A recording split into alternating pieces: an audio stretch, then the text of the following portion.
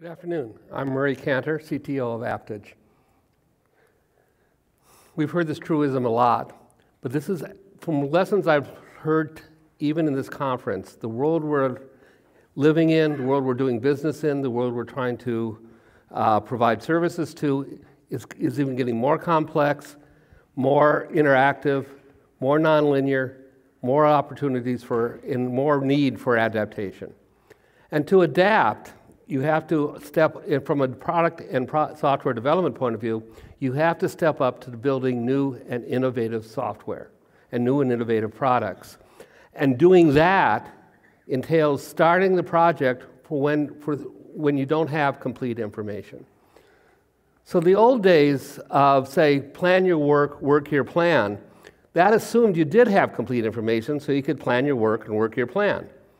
But we're beginning projects where we don't have that kind of information, and so what do? We have interactive, agile, iterative processes. The plan, do, check, add is a perfect example of one of these cycles, where you plan to do something, you do something, see if it's working. If it's not, you take some action to change it, and you go through this cycle over and over again.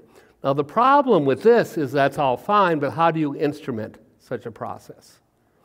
And the key idea here is that since you don't have complete information and you're trying to instrument such a process, the key idea here is to use Bayesian analysis. And what is Bayesian analysis? How does that fit in here?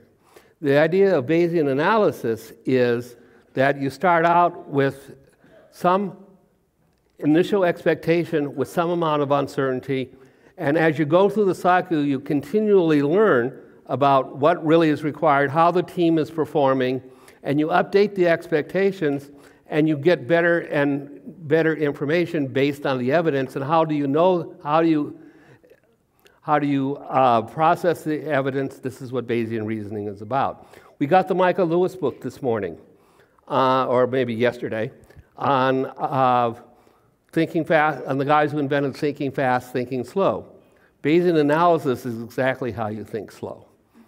So our idea, this is the key idea, to instrument that process, you apply Bayesian analysis throughout the life cycle. And you see what that tells you about how well your project is doing, and it provides a new kind of way of thinking about managing projects to success in the face of uncertainty. So what does that look like? What we mean by risk is what is the likelihood that you're going to be able to deliver the product you need in the time you have with the budget you have. And at first you don't know whether you are or not, so there's some initial risk, and we talk about later how to actually, we won't talk today about how to actually do that, but come see me. And at the end of the project, you start out with some initial risk, say 0.6 out of 1, it's a probability distribution. And then at the end, you should have no risk, because you know that for sure you're going to deliver.